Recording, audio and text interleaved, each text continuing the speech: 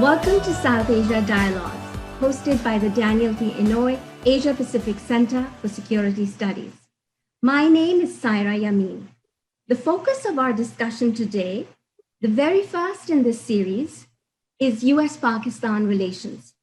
Joining me today is Air Chief Marshal retired Kaleem Saadat, a distinguished alumnus of the center. Air Marshal Saadat is currently President, Center for Aerospace and Security Studies in Islamabad, and former Chief of Air Staff, Pakistan Air Force. During his service of 38 years in Pakistan Air Force, he has held operational, command, and staff appointments. He was Deputy Chief of Air Staff Operations when Operation Enduring Freedom started, and thereby involved in coordinating operations with ISAF, the NATO-led International Security Assistance Force coalition in Afghanistan. Air Marshal, I'm so delighted to have you here today. I would like to request you to start by commenting on Pakistan's top security priorities and US-Pakistan relations. Thank you, Dr. Saira Yamin. Thank you for inviting me to speak on the interesting and somewhat timeless subject of US-Pakistan relations at the prestigious Daniel K. Inouye Asia Pacific's Center for Security Studies. I have fond memories of my last visit here in August 2002, though it seems a long time ago. The South Asian Dialogue broadcast series that you have started is a very useful initiative, I presume, and it will help us improve mutual understanding on issues that confront us. I am not by any chance an expert on US-Pakistan relations. What you will hear from me is based on the lived reality of a couple of decades from my side. So getting straight to your first question, what are the Pakistan's top security concerns? Pakistan is an active member of international community and like many other states, faces security challenges based on its history, geography, identity, resources, and environment. Several lingering complex or emerging conflicts are a consequence of interplay of these factors. Pakistan faces a combination of traditional and non-traditional security challenges, some of which can even overlap in the future, such as water security and Kashmir issue. I realize that my audience will ultimately be an informed audience, so I would not retrace the details of history, but make a few points related to the recent past. The biggest security concern is India, whose hostility is unrelenting. The stated hurt is of the partition of the subcontinent in 1947 and the resultant ambition to create or recreate rather Akhand Bharat or United India. The fact is that before partition, India was a region comprising the British controlled territory and 562 princely states. It was never united. The lingering problem of Kashmir has accentuated this hostility. The Indian political and military leadership keeps threatening to teach Pakistan a lesson or break it further. Since 9/11, it has been emboldened by the support it has received under the Western policy of counterterrorism. Indian hubris under BJP and RSS combined has caused it to undertake surgical strikes against Pakistan. However, the latest attempt was made on 26 February 2019, but it resulted in a military setback. Though the political ends of Mr. Modi of winning the elections were achieved. Since then, the hybrid war waged by India has become more intense.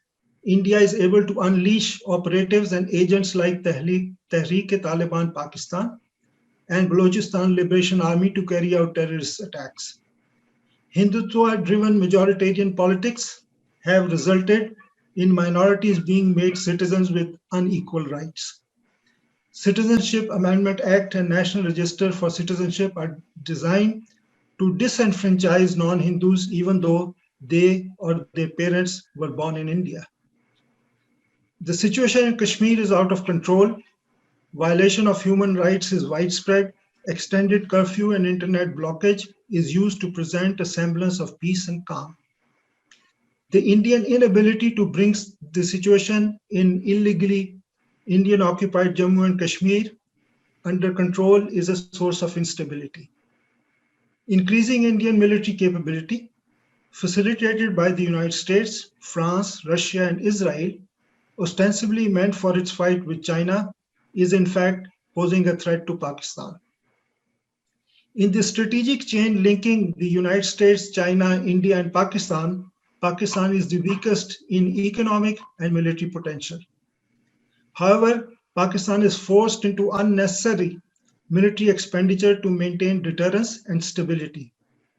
Diversion of water from rivers flowing through Pakistan is violation of the Indus Basin Treaty and threatens Pakistan's food security. The political use of FATF also adds to Pakistan's security concerns.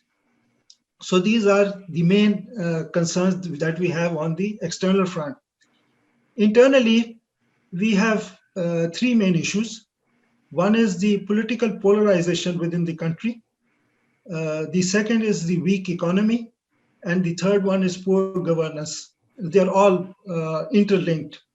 And I could go into the details later on if there are any questions. Now I come to the next part, the state of US-Pakistan relations. Any student of US-Pakistan relations understands the history, but I'll briefly summarize it. They were good till the mid-60s, bad in the 70s, good again in the 80s when Soviet Union invaded Afghanistan, very bad in the 90s when we were sanctioned due to our nuclear program, very good in the first decade of the 21st century where we became a major non-NATO ally, bad in the current decade because of accusations of non-cooperation and even deceit. Pakistan hardly had a say in the state of relations. It has always been an asymmetric relationship. American politico-strategic interests drove the nature of this relationship. There has not been an American ambassador in Islamabad since August 2018. That itself speaks for the state of relations. President Trump made a scathing attack on Pakistan on 1st January 2018. As a result, our relations plummeted. They improved marginally with Prime Minister Khan's visit to Washington, D.C. in June 2019.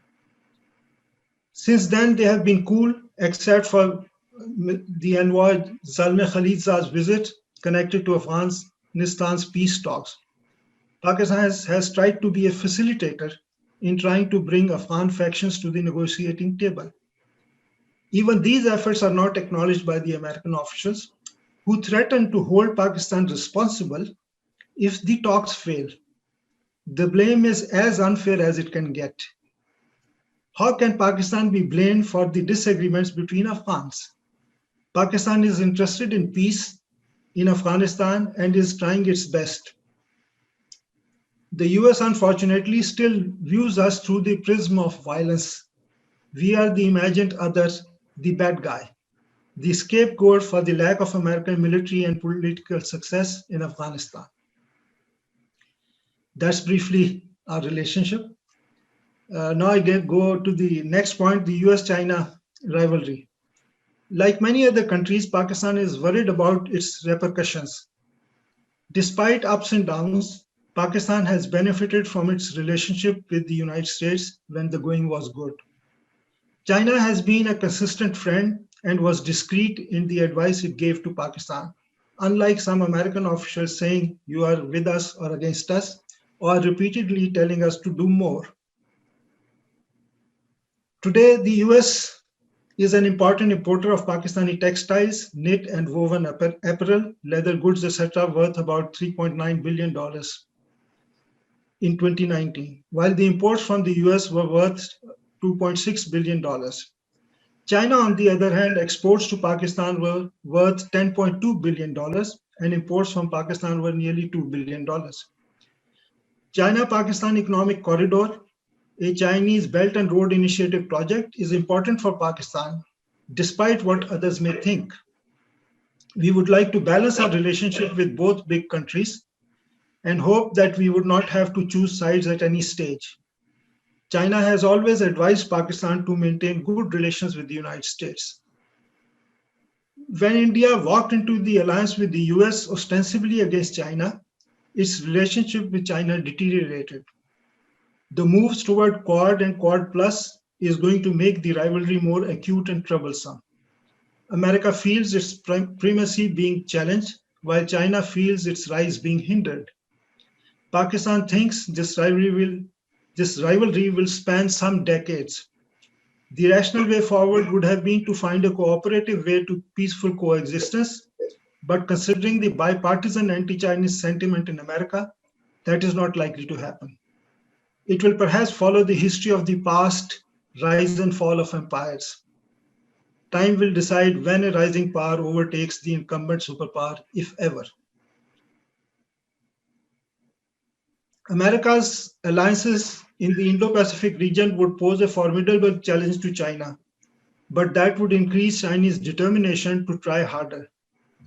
History tells us that empires have risen despite the resistance of opposing powers. President Trump did not value allies, but faced with the Chinese challenge, he found the utility and necessity of allies and partners. The grievances that the US bloc has against China are innumerable. Apparently, China is willing to negotiate, but the persistent targeting of the Chinese Communist Party by American officials makes it a tricky proposition. Nationalist sentiment everywhere has weakened globalization and undermined global cooperation with an adverse effect on the global economy and made worse by COVID 19. Regionally, India stands to gain from this rivalry as it has abandoned neutrality between China and America. Kamkasa, Lemoa, and Becca are evidence of the same. The clash in Ladakh on the line of actual control in May June this year accelerated India and United States coming together. This relationship aims to shore up Indian resolve and capability. Both antagonists do not want to fight in Ladakh, but the Chinese would not vacate their reclaimed territories. That is an embarrassment for India. The rushed procurement of military hardware and weapons aimed to assuage the public perceptions about Ladakh's setback. Then I move on to where do Pakistani and US interests converge? Well, both of us want peace in Afghanistan to start off with. Both want to avoid a vacuum there, which may create anarchy. Both want peace in South Asia. Pakistan would want to maintain a strong relationship with the United States, which can invest in Pakistan.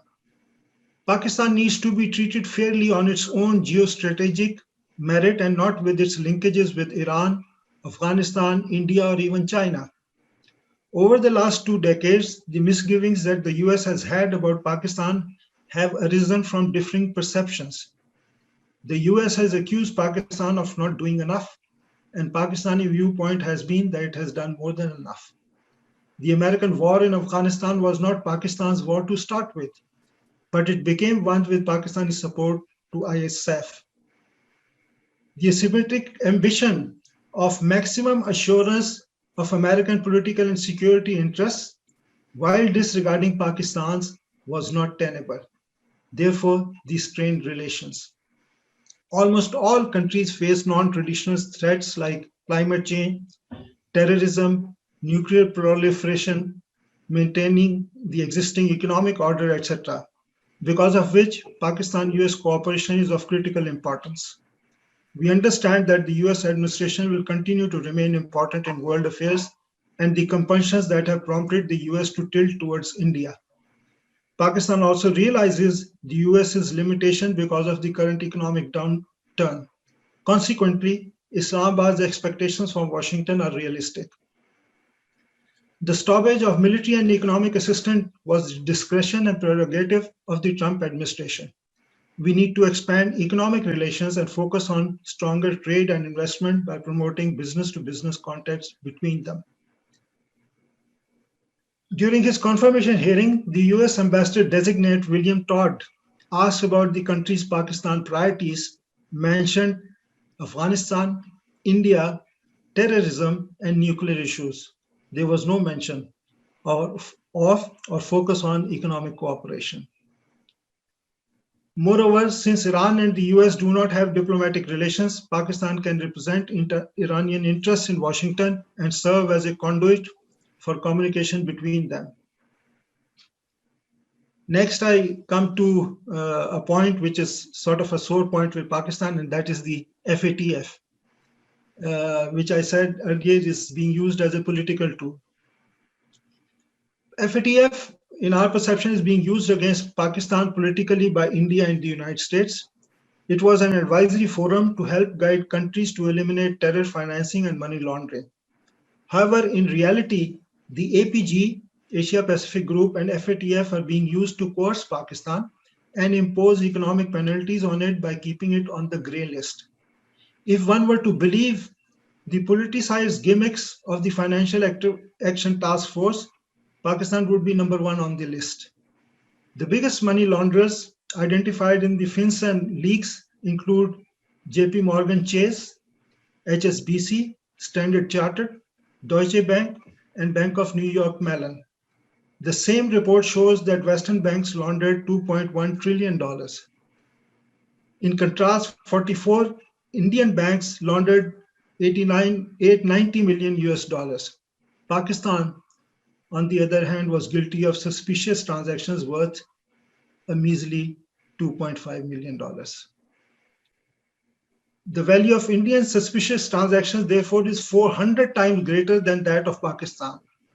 So it is incomprehensible why Pakistan is constantly singled out for the FATF's grey list and possible blacklisting. Pakistan has made extraordinary efforts to become compliant with FATF requirements. Pakistan was on the grey list from 2012 to 2015, and then from 2018 till the present. At other times, it was compliant.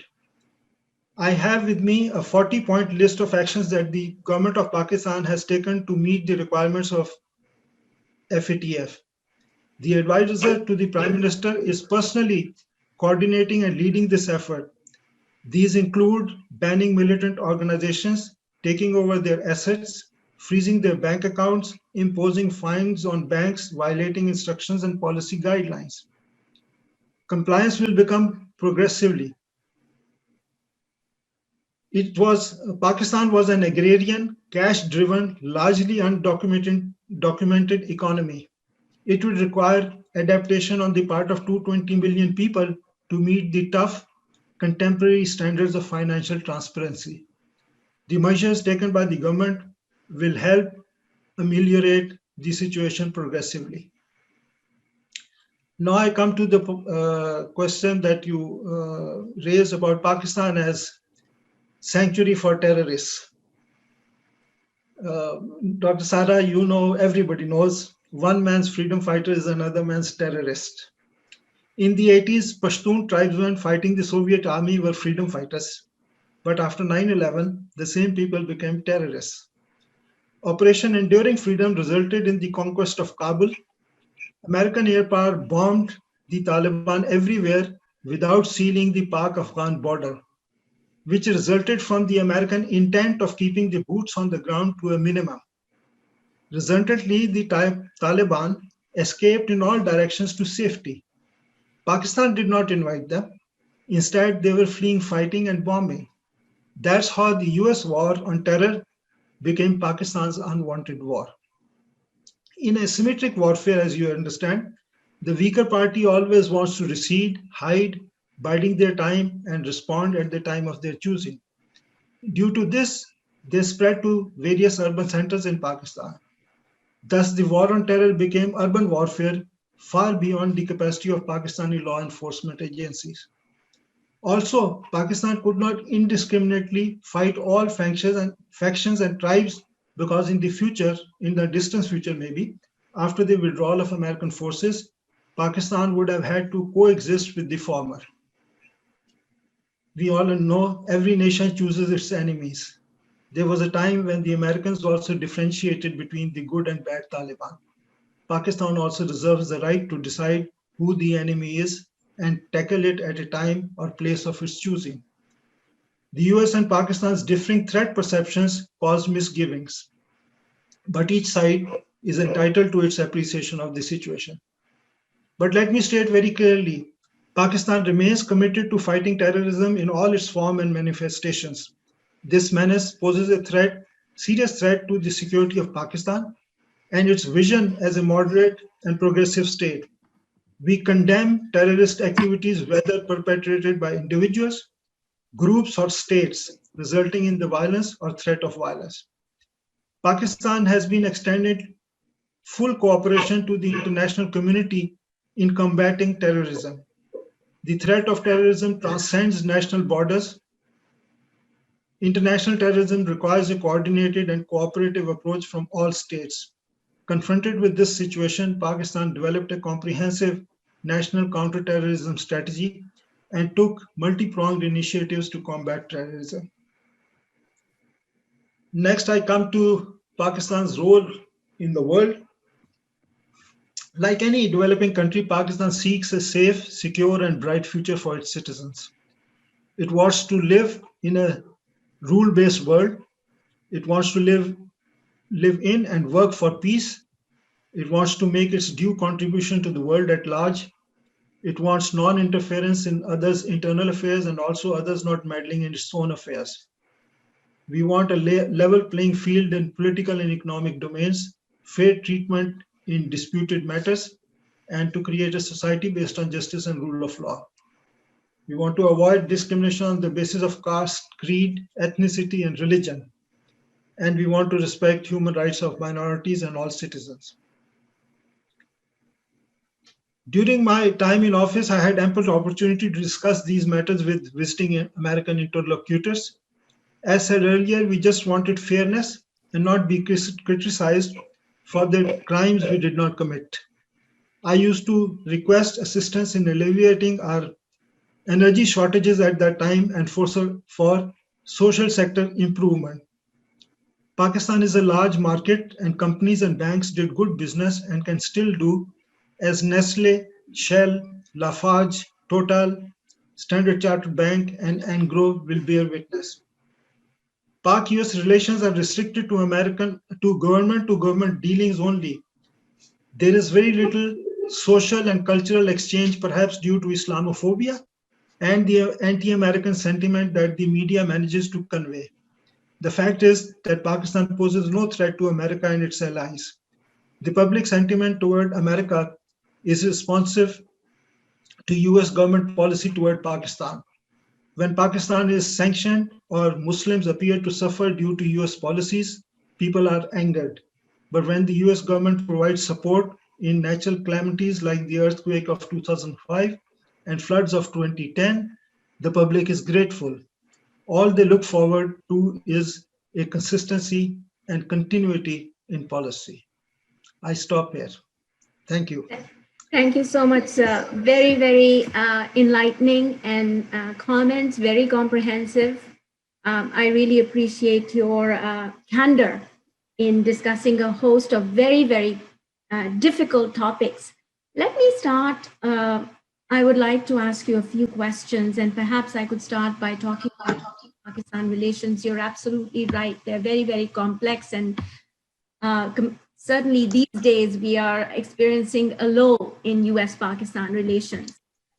When we compare Pakistan's relations with China and Pakistan's relation with US, of course, it's a completely different trajectory.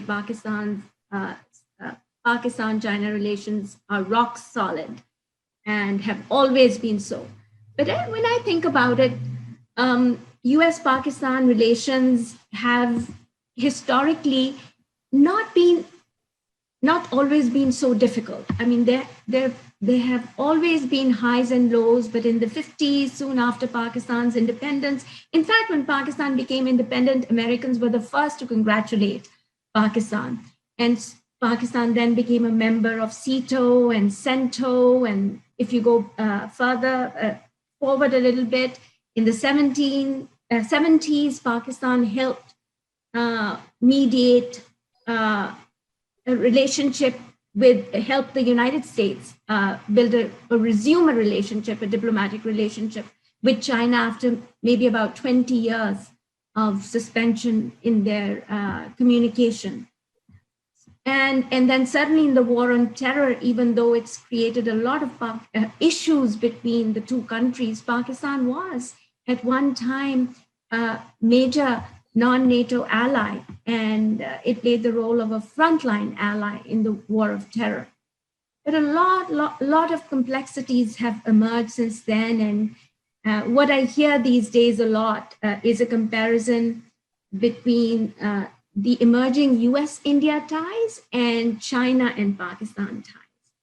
So in your view, I believe that for a long time, Pakistan was very, very important for the US and likewise. So in your view, is China now the new America for Pakistan? This was the title of an Indian article I recently read. China is the new America for Pakistan. This is how the world viewed US and Pakistan, very, very close.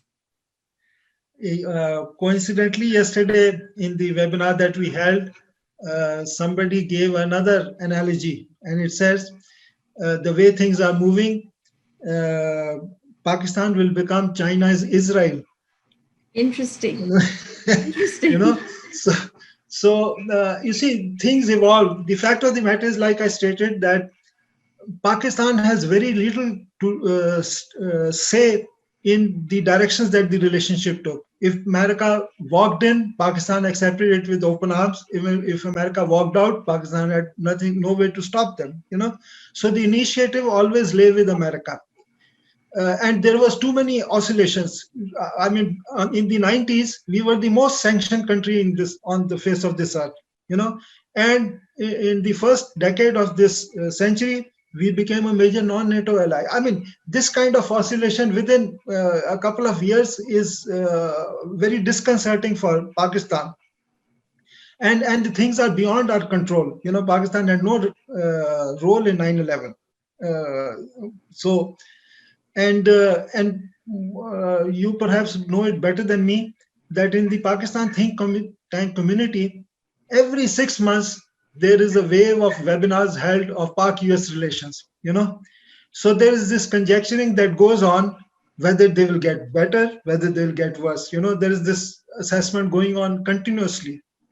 So, like I said, that we want to maintain a balanced relationship between the United States and China.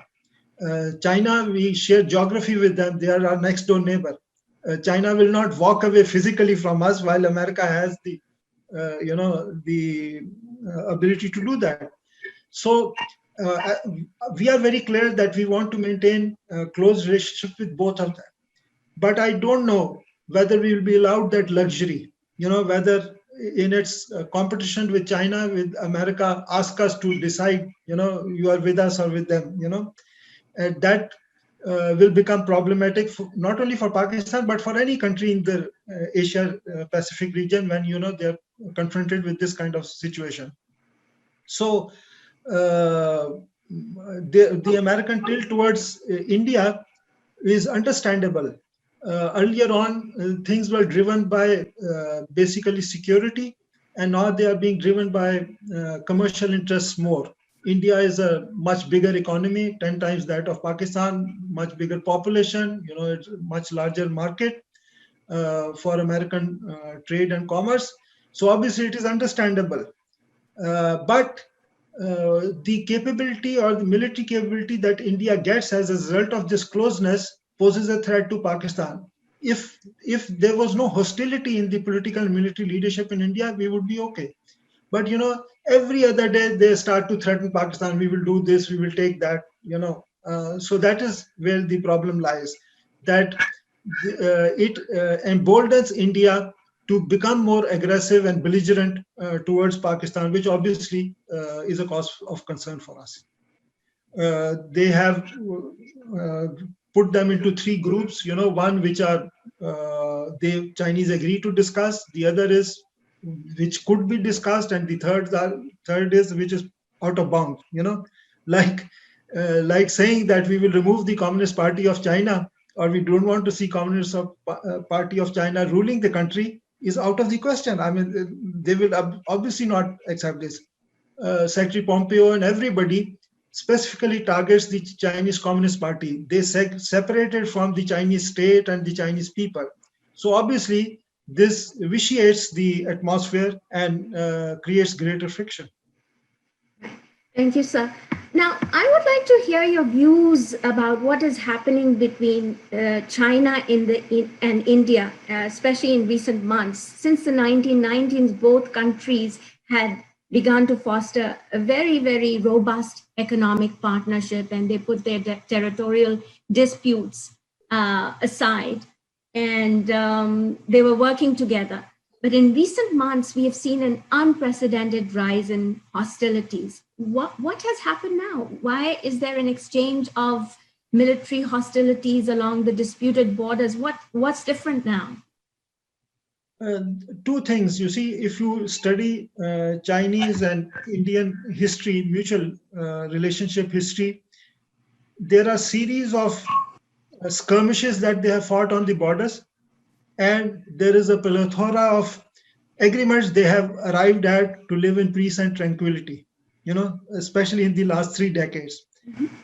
And India was trying to create a balance between, its commercial trade interests vis-a-vis the security interests, and the trade between the two countries climbed up to $90 billion, which is considerable. However, according to the Chinese, two actions spoiled the situation. One was the unilateral action in Indian Kashmir, they did it unilaterally, and then they started to build infrastructure along the Chinese border in trying to change the status quo that existed over there. So obviously, and of course, the hidden part was they tilt towards America. Earlier on, they were trying to maintain a balance, at least outwardly. But when they signed all these three agreements, COMCASA, LEMOA, and BECA, and obviously the America intended it to be against China, so obviously the hostility was evident. That is why the relations between China and India deteriorated, and what happened later on is obviously a result of that. Right. So, would you like to perhaps comment on Indo-Iran relations and their implications for Pakistan's security? India has been investing in Chabahar port. It has helped build this port for Iran. It's still involved. So, would you like to comment on that? I think recently the relationship has cooled off, with greater Chinese interest in Iran, and, India going with aligning more with the United States, which is anti-Iran. So obviously that part of the relationship has cooled off. Whatever investment they have made, they will perhaps like to salvage the return on that investment. So to that extent, the relationship will continue. But we also hear of Chinese, investing $500 billion over 25 years in Iran. So obviously that is in direct conflict with the Indian interests, etc. My own view is that the Indian and Chinese relationship will continue to cool off in the view of the Indo-Pacific relationship developing between India and the United States. I see. So let me come back to the first topic that you raised, which was Pakistan's biggest security concern, which comes from India. Sir, do you see any possibility of India and Pakistan coming together sometime in the near future to talk about their relationship? It's becoming increasingly complex, especially during the past several years under the BJP government. I believe it's become worse. And of course, with the change of status quo in Kashmir, it's become even worse. Is there an opportunity for Pakistan to constructively engage India? Pakistan has all along tried to engage India. It is in Pakistan's interest to have peace with India. However, with the rising power potential of India and the Western support and arming of India, India doesn't feel the need to engage with Pakistan. Earlier on, there were track 2, track 1.5 engagements, etc., behind the doors, closed doors that enabled this contact and this discussion, etc. Now even those don't happen. There was one track 2 or track 1.5 meeting between the officials of the two countries, and it was very what would I say, not amiable. It was very I can't find the word, sorry for that, conflictual. They didn't agree on anything, and so virtually the talks broke down. And then the other contacts, that there were sports activities that went on between India and Pakistan. India refuses to play Pakistan on the cricket field, etc., etc. So Pakistan is left with no way out. And the fact of the matter is that if one side continuously wants to destroy the other or undo the other, where is there room for any kind of constructive discussion? So that's the dilemma. And that is why we asked the United States to intervene and and even some of the Indian analysts, after their tussle with China, are impressing upon Indian government to mend fences with Pakistan, so that at least that so-called there is no two-front war. Although Pakistan doesn't want to fight India, but the Indians keep raising this bogey of two-front war. So even Indian security analysts keep recommending that we need to mend fences with Pakistan and deal with China. So the American government has to influence India to become less belligerent towards Pakistan, both in words and in actions. Whether India listens or not, I don't know. There is another issue involved. Because they can't do anything against Pakistan in China. China is much stronger, and they don't want to take China on, as the recent events have shown.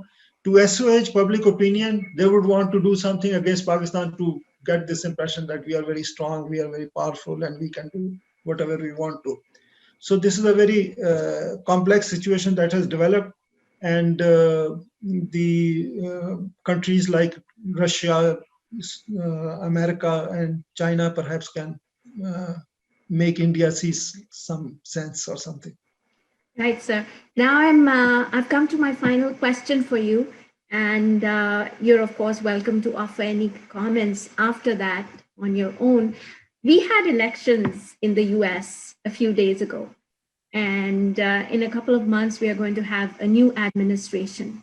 What would be your advice for the people of Pakistan, the government of Pakistan?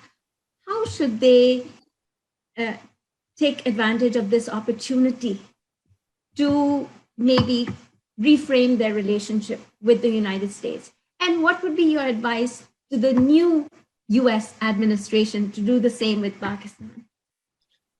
I think 2-3 days ago, I read a piece written by Mr. Hassan Abbas. It was very comprehensive. It included everything and covered a lot of issues. Yes. So basically what we want is, we hope that the relationship with the Biden administration would be more cordial, more predictable, more courteous, and one where discussions would be possible. With President Trump, you couldn't predict what will happen tomorrow. He could hug you one day, and he could kick you the other day. So there was that kind of uh,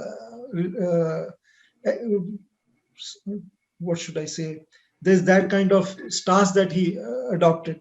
Uncertainty, With perhaps. Yes, uncertainty. President Biden has been in government for 50 years. He is a veteran of Washington D.C. He knows how things. He's been chairman of the Foreign Relations Committee. He's been to Pakistan a couple of times, so he's not a stranger to Pakistan.